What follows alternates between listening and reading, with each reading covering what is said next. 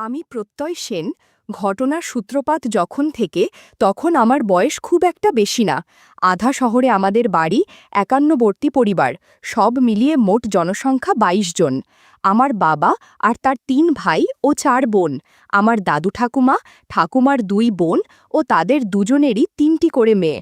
আমার বাবা ভাই বোনেদের মধ্যে বড়, বেশ রাশভারী মানুষ। আমি সহ বাবার ৪ মেয়ে ও ২ ছেলে। আমার ২ কাকার মধ্যে মেজ কাকার বিয়ে হয়েছে, ছোট কাকার এখনও বিয়ে হয়নি। আমাদের বংশের কেউই চাকরি করেনি কখনো। পূর্বপুরুষের রেখে যাওয়া ক্ষেত খামার আছে, পুকুর বেশ কয়েকটা, আমি বাগান, কলা বাগান, নারকেল বাগান, এছাড়াও অনেক রকম ফল পাকুড়ের গাছ, আর তাতে প্রচুর ফলন। তার থেকে নিজেদের সারা বছরের জন্যে রেখে বাকিটা বিক্রি করা হয়, আর তাতেই বছরে আমাদের আয় বেশ ভালো। ওই এলাকাতে আমরাই সবথেকে ধনী পরিবার, আর সে কারণেই ওই চত্বরে সবাই এক ডাকে চেনে আমাদের পরিবারকে। আমার একটা ভাই, সবার ছোট, বয়স ৩ বছর মাত্র। আমার আর ভাইয়ের মাঝখানে ২ বোন আছে, বাকি ২ বোন আমার থেকে বড়। আমি আমার বড় ২ বোনের সাথে রাত্রে ঘুমাই। আমি ক্লাস 8-এ পড়ি। পড়াশোনাতে বেশ ভালো বলে স্কুলেও বাড়িতে আমার একটা আলাদা কদর আছে। বাড়ির বড়দের ধারণা আমি কোনো অপরাধ করতেই পারি না। তার একটা কারণ এই যে আমাকে দেখতে ভীষণ শান্ত, খুব নিচু গলায় কথা বলি, কারোর সাথে আমার ঝগড়াঝাটি নেই। আমি হাতে পায়ে ধীরস্থির, কিন্তু মনের ভেতরা কিন্তু খুবই অশান্ত। একদিন স্কুলে পরপর 2টো পিরিয়ড অফ ছিল, তা সবাই হৈ হৈ করছিল। হেড স্যার এসে আমাকে বলে গেলেন, তুমি ক্লাসটা সামলাও, দেখো কেউ যেন চেঁচামেচি না করে। সেই মতো আমিও ক্লাসের সবাইকে বলে দিলাম। হঠাৎ আমার নজর গেল পিছনের সারিতে। সেখানে কয়েকটা ছেলে বেশ মনোযোগ দিয়ে কি যেন দেখছে।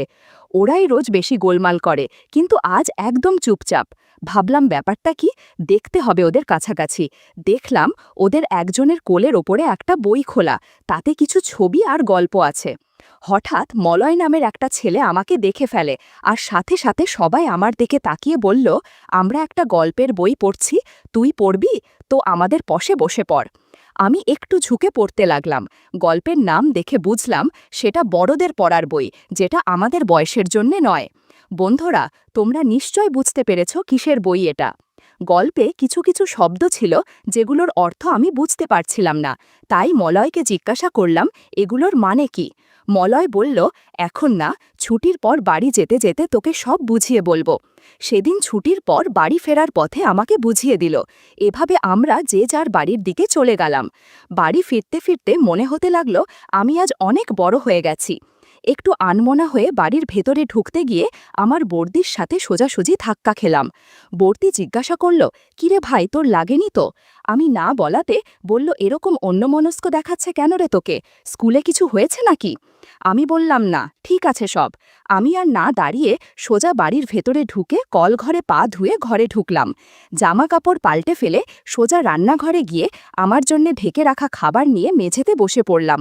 খেতে খেতে সামনের দিকে তাকাতেই আমার ছোট ঠাম্মির বড় মেয়ে রমাদি মেঝেতে বসে তরকারি কাটছে রাতের খাবার জন্যে।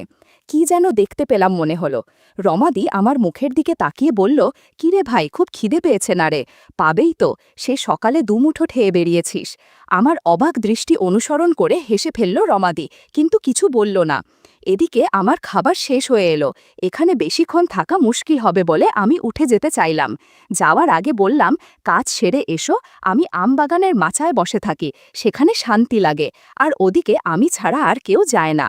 রমাদি বলল, তাহলে তুই যা, আমার হাতের কাজ সেরে তোর কাছে যাচ্ছি। আমি সোজা আমবাগানে গিয়ে মাচার ওপরে উঠলাম।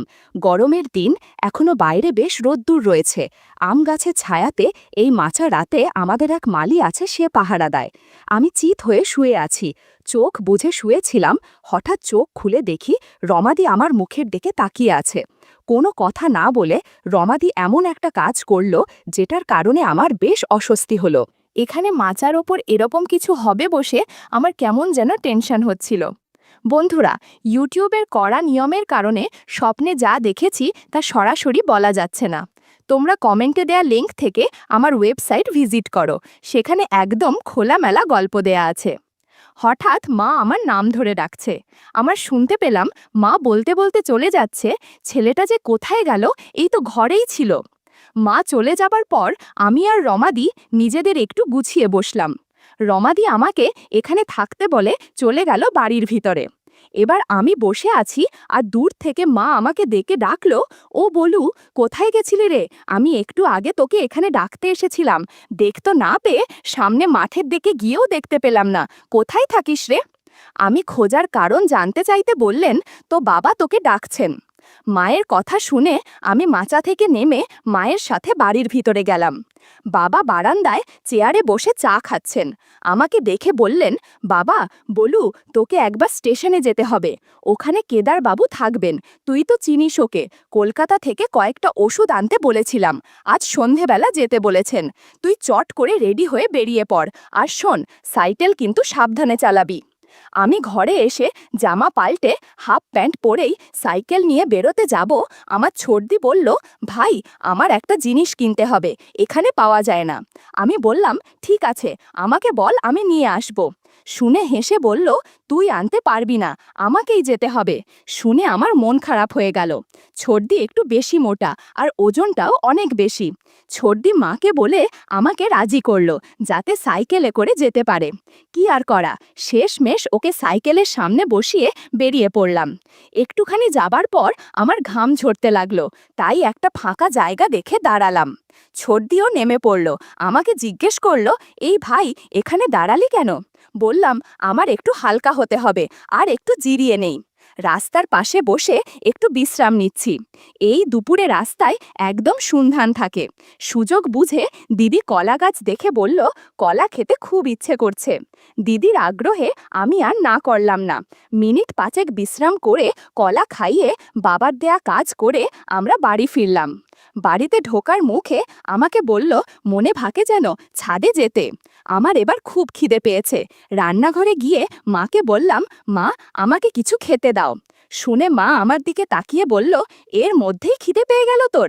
আমি বললাম, পাবে না, ছোটদিকে নিয়ে সাইকেল চালিয়ে যেতে যেতে আমার ক্ষুধা লেগে গেছে, আমাকে এক্ষুনি কিছু খেতে দাও।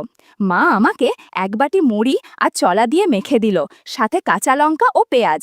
সেটা নিয়ে আমি সোজা ছাদে চলে গেলাম। ছোটদিও একটু পরে ছাদে চলে এলো, হাতে সেই দোকান থেকে কেনা জিনিসের প্যাকেট ধরা। আমাকে দেখে বলল, তুই যদি এখন খেতে থাকিস তাহলে আমার কাজ কে করবে শুনি? আমি বললাম, মুড়ি খেতে খেয়ে কাজ করব, সমস্যা হবে না। আমি মুড়ি খাচ্ছিলাম আর কাজ করছিলাম। এদিকে দিদি কাজ করতে করতে একদম ক্লান্ত হয়ে গেছে, একবারে এত কাজ করতে পারে না। বন্ধুরা, তোমরা নিশ্চয় বুঝে ফেলেছ কি কাজ করা হয়েছে। 20 মিনিট পর আমরা নিচে নেমে এলাম। আমি গিয়ে সোজা পড়ার টেবিলে বই খুলে বসলাম, কিন্তু ভাবতে লাগলাম, একদিনে আমি 2টো কাজ করেছি। রাতে মনে হয় বড়দি আমাকে দিয়ে কিছু কাজ করাবে। বাড়িতে সবাই ব্যস্ত রয়েছে। বসার ঘর থেকে বাবা ও বাবার বন্ধুদের গলার আওয়াজ শুনতে পেলাম। ওরা রোজ সন্ধেবেলা তাসের আসর বসায়, চলে রাত 9টা 30 অবধি। আমার বড়দির ঘরের এক কোণায় আমার পড়ার টেবিল পাতা। বড়দি, মেজদি ও ছোটদি মায়ের ঘরে পড়াশোনা করে। ওরা দুজনে, মানে মেজদি আর ছোটদি, একটা ঘরে থাকে। ঘরটা বেশ ছোট, তাই ওখানে পড়ার টেবিল পাতা সম্ভব নয়।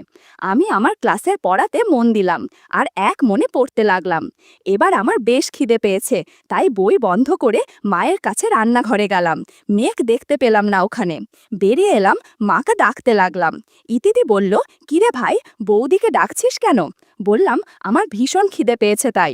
শুনে বলল, আয় রান্নাঘরে, আমি তোকে খেতে দিচ্ছি। বললাম, কেন মা, কোথায় রে ইতিদি?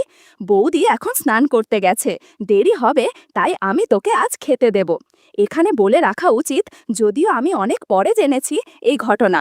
ছোট ঠাম্মি আমার দাদুর বিয়ে করা বউ। যখন ঠাম্মি আর দাদুকে সময় দিতে পারত না, তখন দাদু তার থেকে অনেক কম বয়সের মেয়েকে বিয়ে করেন। তবে আমার দাদুর বয়স হওয়ার কারণে আর বাবা হতে পারেনি। তাই আমার বাবা ছোট ঠাম্মির মাধ্যমে 3 মেয়ের জন্ম দেন। তারাই এই রমাদি, ইতিদি, মালতীদি।